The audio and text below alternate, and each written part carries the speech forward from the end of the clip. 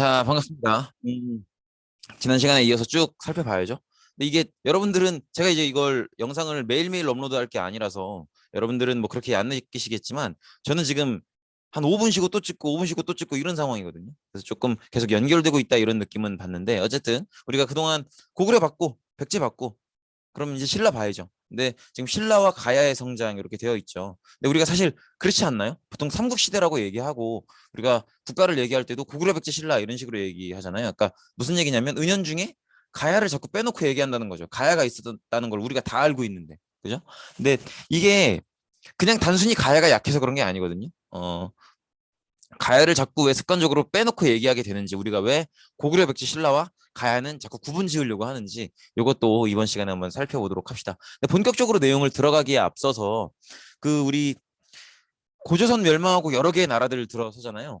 그거 배울 때 그 나라의 위치들을 좀 기억해 달라고 했었죠. 그래서 아예 주문처럼 외워달라. 그래서 그게 북쪽으로부터 남쪽에 이렇게 방향이니까 부여, 고구려, 옥저, 동해, 마한, 변한, 진안 이렇게 좀 기억해 달라고 얘기를 했었는데 지금 이 지도를 보시면 백제, 가야, 신라가 각각 어느 나라에서 출발하는지 느낌이 좀 오실 거예요. 그리고 백제는 이미 배우기도 했고 백제는 마한 지역의 작은 소국에서 출발을 하죠. 그러면 가야는 어디서 출발하겠어요? 변환이겠죠. 신라는 진안에서 출발을 하겠죠. 이 정도의 느낌을 갖고 계시면 될 것 같아요. 그래서 마한, 변환, 진안 모두가 다 아주 작은 규모의 여러 개 작은 나라들로 구성이 되어 있었는데 그 중에 한 나라에서 출발하는 거다. 이렇게 보시면 될 것 같습니다. 자, 하나하나 한번 천천히 살펴보도록 하죠. 일단 건국은 아까 얘기했다시피 진안의 작은 나라에서 출발을 해요. 사로국이라는 이름의 작은 나라에서 출발을 하고요. 처음엔 사로국이라는 이름으로 시작하는데 이제 신라라는 이름은 나중에 정해져요. 나중에 배우게 될 거예요. 그리고 요 사로국은 지금의 경주에 위치해 있었어요. 그래서 경주에서 6개 부족으로 나뉘어서 이 6개 부족으로 구성된 나라가 사로국이었습니다.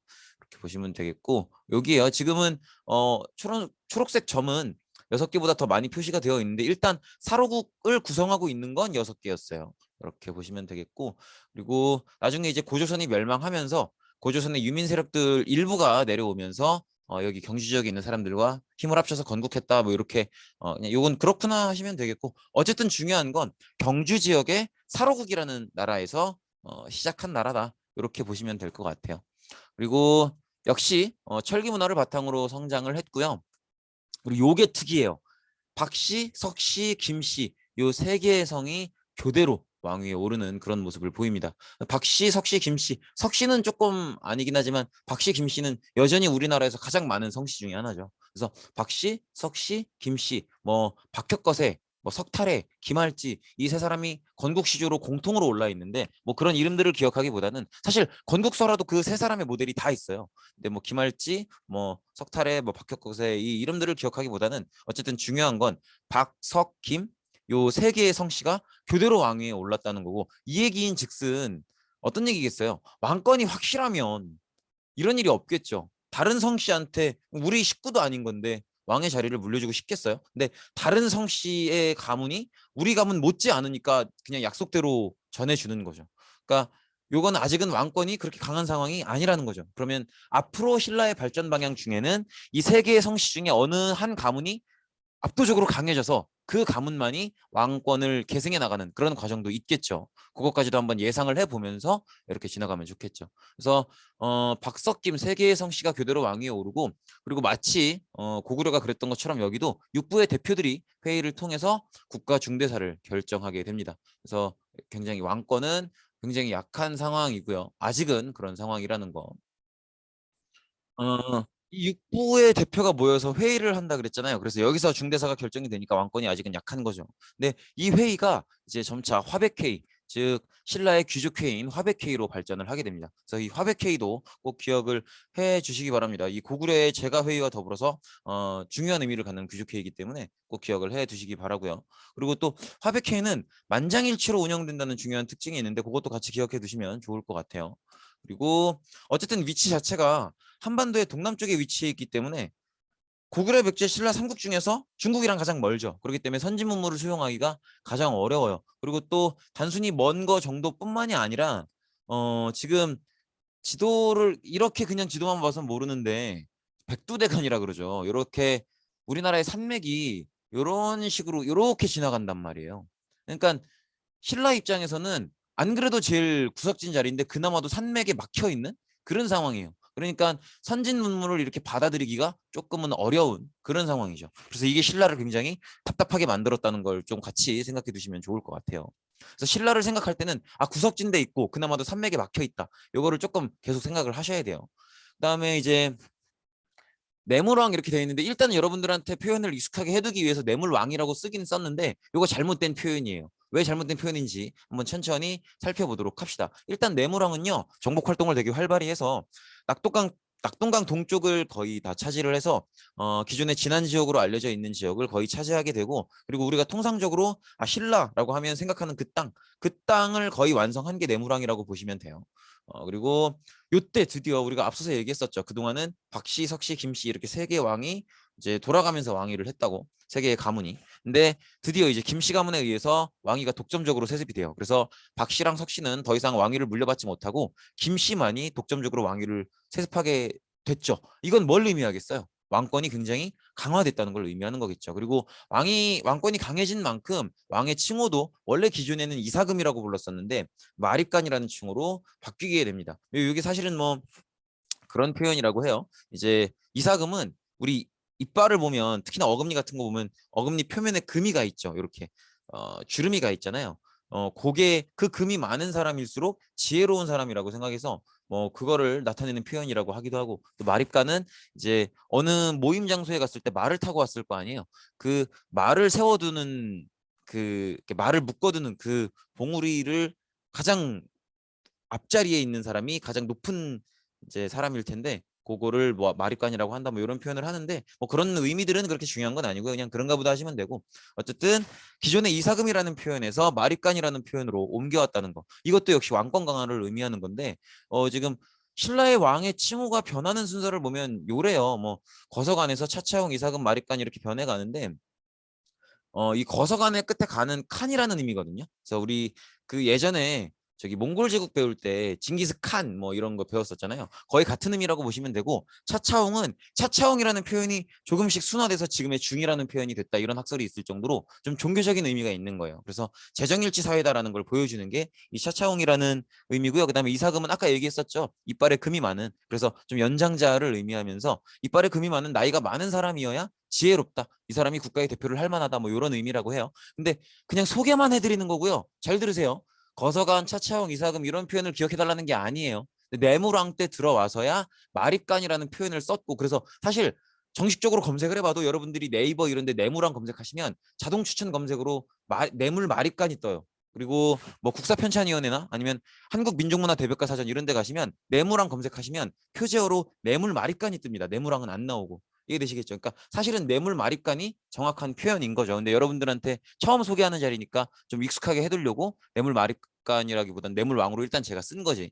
뇌물 마립간이 맞아요. 근데 왜 이렇게 거서간 차차홍 이사금은 기억할 필요 없다고 하면서 마립간은 강조하냐면 뇌물왕 때의 왕권 강화가 그만큼 중요한 거예요. 영토도 늘렸고 그다음에 박씨, 석씨, 김씨 세계가 돌아가면서 세계 가문이 돌아가면서 왕을 하던 걸 김씨가 독점 세습을 하고 있고 그렇기 때문에 마립간이라는 표현을 쓰는 게 중요한 거예요. 그래서 마립간이라는 표현 꼭 중요하게 기억을 해 두시기 바랍니다.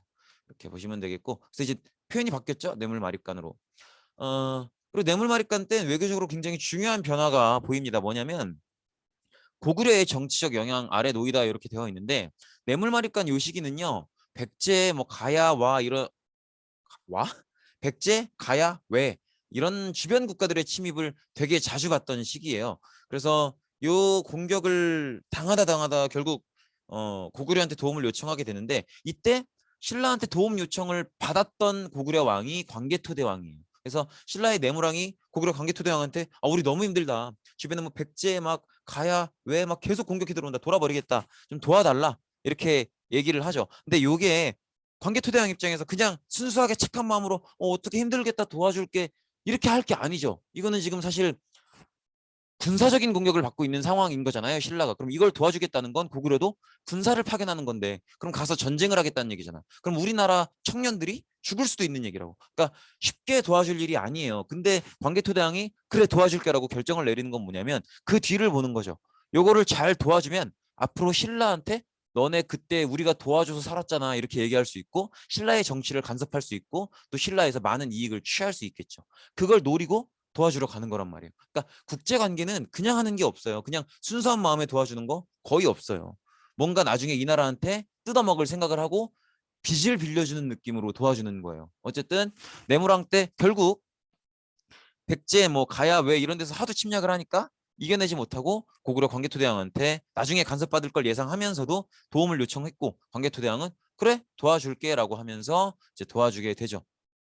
그래서 이때 이제 광개토대왕의 도움을 결국 받아내고 광개토대왕이 도와주는 게 진짜 효과가 컸어요. 왜냐하면 광개토대왕은 여러분들 뭐 유명해서 알고 계시겠지만 굉장히 광개토대왕 당시의 고구려가 전성기였고 당시의 고구려 군대는 정말 강했거든요. 그렇기 때문에 고구려의 도움을 받아서 이제 다른 백제, 가야, 외 이런 데 군대를 물리칠 수 있었고 그렇기 때문에 결국 고구려의 간섭을 받게 된 거죠. 그래서 고구려의 정치적 영향력 아래에 놓였다.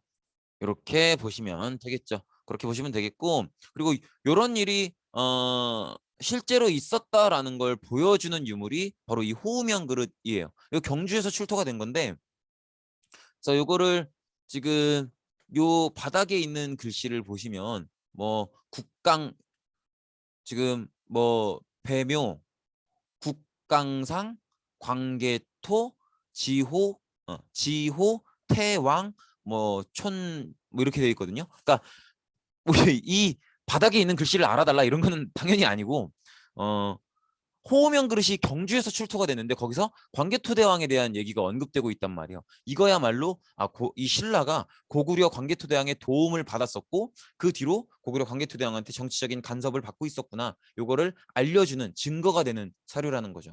이런 식으로 보시면 되겠죠. 그리고 고구려랑 이렇게 관계를 맺고 나서 고구려를 통해서 중국과 교류를 하기도 하고 또 이때부터 선진 문물을 그나마 빠르게 받아들여요. 그러니까 고구려한테 간섭을 받는 게 완전 나쁜 효과만 있었던 건 아닌 거죠. 그래서 실제로 당시에 중국에 있었던 전진이라는 나라한테 고구려가 직접 신라의 어떤 사신을 데리고 가서 직접 소개를 해줘요. 위두라는 사신을 데리고 가서 이런 신라라는 나라가 있는데 고구려가 굉장히 친밀한 나라다. 이렇게 다 같이 친하게 지내면 좋을 것 같다. 이런 식으로 소개도 해주고 합니다. 그래서 이 시점부터 좀 선진 문물을 빠르게 받아들일 수 있는 하나의 계기가 되기도 해요.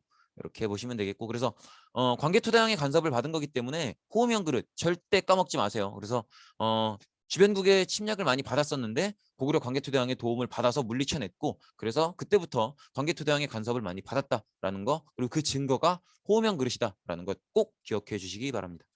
그렇고 그다음에 이제 그 다음이 눌지 마립간이에요.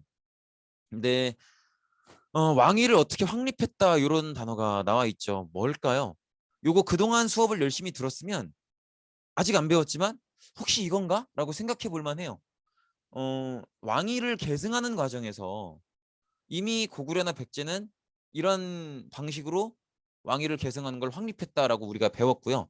신라도 그동안은 박씨, 석씨, 김씨 이렇게 돌아가면서 하다가 내무랑 때 김씨가 독점 세습을 했죠. 그러면 같은 성실 관계 그리고 고구려나 백제에서는 이미 이런 계승 방식이 있었다. 뭐겠어요?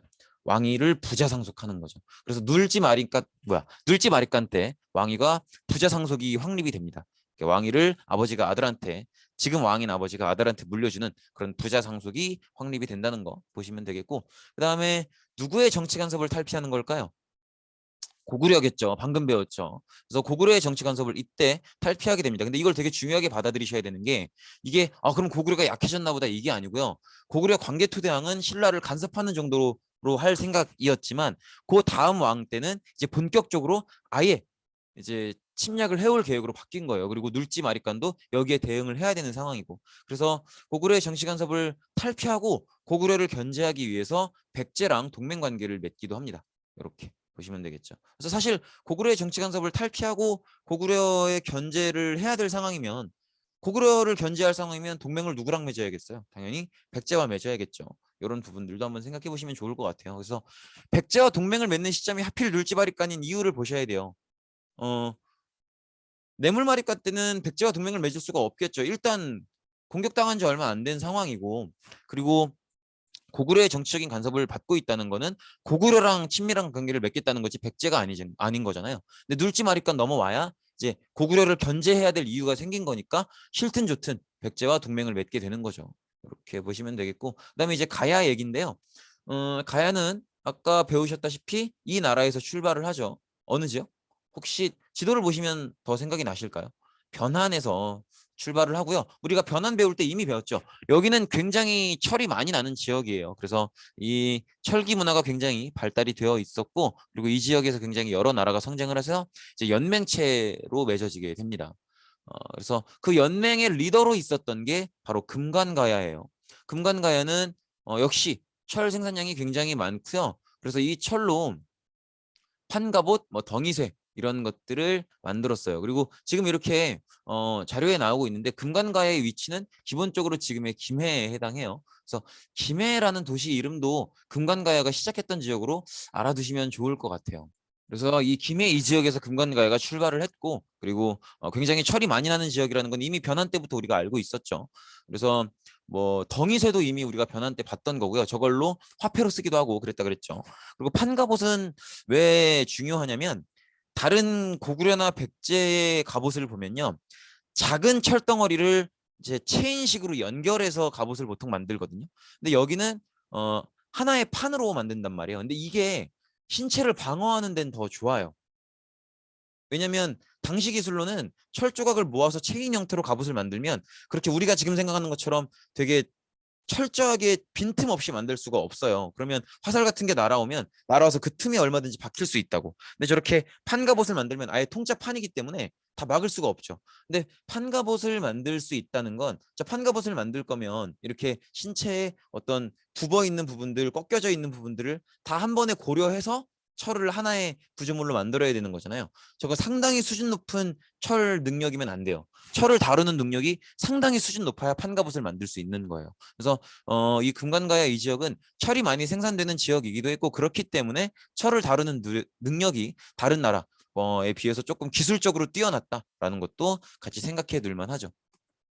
그리고 이렇게 낭랑 기억 나실까요? 낭랑 고구려가 아니고 고조선이 한나라한테 멸망하죠. 그리고 한나라가 고조선을 멸망시킨 자리에 설치했던 게 한사군이었고, 그 중에 하나가 낭랑이었죠. 근데 이 금관가야는 낭랑과 한사군의 하나였던 낭랑과 일본 외 사이에서 중개 무역을 많이 해서 여기서 이익을 많이 취해요. 근데 나중에 이제 낭랑이 무너지죠. 이런 식으로 이제 중개 무역을 했던 건데, 어, 낭랑이 혹시 언제 무너지는지 기억하실지 모르겠어요. 근데 낭랑이 무너지게 되면서 이 금관가야도 많이 약해지는 모습을 보여요. 근데 어쨌든 낭랑과 외 사이에 중개 무역을 하면서 이때 많은 이익을 취해서 이때의 힘으로 전체 다른 연맹들을 주도하게 되고요.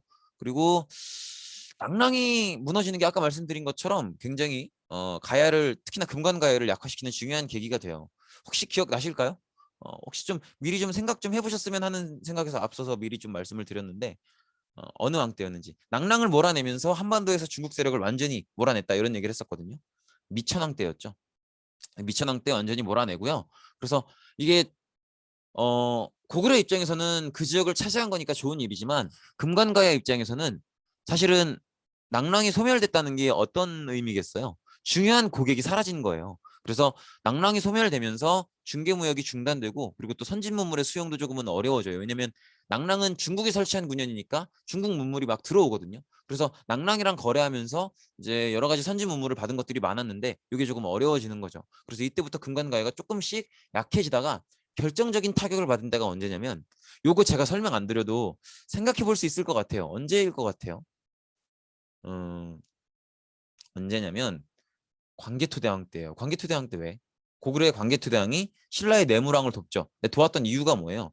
주변국들, 신라 입장에서 주변국들, 백제나 가야나 왜 이런 나라들이 자꾸 신라를 침략해 오니까 그게 감당이 안 되니까 도움을 요청했던 거잖아요.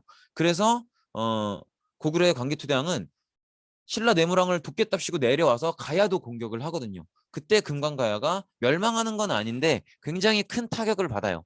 그래서 이때 굉장히 큰 타격을 받으면서 연맹 주도권을 잃어버리게 됩니다. 그래서 금관가야가 멸망한 건 아니지만 연맹을 주도하는 힘은 이제 잃어버리게 됐다는 거 정도를 기억해 두시면 좋을 것 같고, 그다음에 이제 쭉 고구려 백제 신라 가야까지 쭉 배우셨는데 뭔가 이제 좀 느낌이 오실지 모르겠어요. 왜 우리가 고구려 백제 신라는 한데 묶어서 얘기하고 가야는 은연중에 빼두는 습관이 있는지, 그리고 가야가 분명히 있었음에도 불구하고 왜 삼국시대라고 부르는지. 어, 다른 세 개의 나라에서는 보이는 공통점들이 있는데 가야에서는 안 보이는 게 있거든요. 뭐냐면 일단 다른 나라들은 영토가 확장되는 그런 과정들이 있었죠. 세 개 다. 그리고 불교를 수용하는 과정이 있었고요. 그리고 율령을 반포하는 과정이 다 있었어요. 그리고 왕위를 상속할 때 형제 상속에서 부자 상속으로 넘어오는, 부자 상속을 하는, 아들한테 왕위를 물려주는 그런 과정이 다 있었단 말이에요. 세 개의 나라는. 근데 가야는 이게 없었다는 거죠. 고구려는 영토 확장을 언제 했었죠? 국가가 성장하는 과정에서는 태조왕 때 많이 했었죠. 그리고 백제는 아무래도 고이왕, 근초고왕을 거치면서 했었고, 신라는 매무랑 때 낙동강 동쪽 유역을 다 차지하는 모습을 보이죠. 고구려는 어쨌든 태조왕 그리고 미천왕을 거치면서 영토 확장을 했었고, 불교 수용은 언제 했었나요? 고구려 혹시 기억하시나요? 고구건왕의 위기를 극복하려고 하면서 소수리망 때 했었죠. 율령반포도 소수리망 때 했었고, 부재상속은 언제 했는지 혹시 기억이 나실까요? 고국천왕 때 했었죠. 그다음에 백제의 영토 확장은 고이왕과 근초고왕을 거치면서 했었고요. 그다음에 불교 수용. 백제는 불교 수용을 이왕이 한데 이왕이 하는 거 불교 수용 하나밖에 없죠. 십류왕 때 했었죠. 그리고 율령 반포는 기억하실까요? 율령을 반포하면서 이제 관등제, 관복색 이런 걸 정비했었죠. 고이왕 때였죠. 그다음에 부자상속은 근초고왕 때 이루어졌었죠. 그리고 신라는 영토 확장이 뇌물 마립간 때 있었고요. 그다음에 불교 수용은 아직은 안 배웠죠. 나중에 배우도록 하고 율령 반포도 아직은 안 배웠어요. 그리고 부자 상속은 눌지 마리칸데 있었고요. 근데 가야는 이런 과정들이 없었다는 거예요. 그렇기 때문에 요런 네 개의 과정들이 있어야 왕이 다른 부족의 족장들을 압도하고 중앙 집권화하고 왕권을 강력하게 키울 수 있거든요. 근데 가야는 그런 과정이 없었기 때문에 다른 부족들을 누르지 못했고 그래서 부족 연맹체 국가로 여전히 남아 있는 거예요. 근데 이렇게 부족 연맹체 국가에서 한 단계 더 발전해서 왕이 다른 부족의 족장들을 권력으로 누르고 어떤 독점적인 완전한 강력한 왕권을 차지하는 그런 상태를 고대 국가화라고 불러요. 근데 고구려 백제 신라는 고대 국가화에 이렇게 영토 확장, 불교 수용, 율령 반포, 부자 상속 이 네 가지 조건을 채워서 고대 국가화에 성공을 하지만 가야는 그러지 못했기 때문에 이 네 개를 하나도 이뤄낸 게 없기 때문에 이렇게 분류를 해두는 거죠. 그래서 한데 묶어서 얘기하지 않는 거예요. 그래서 가야는 고대 국가화에 성공하지 못했다. 그렇기 때문에 삼국시대에 그 나라에 넣어주지 않는 거다라는 것도 같이 기억해 두시면 좋을 것 같아요. 네, 여기까지 오늘 보겠습니다. 네, 고생 많으셨습니다. 네, 천천히 읽어보시고 다음 시간에 보도록 하죠. 고생 많으셨습니다.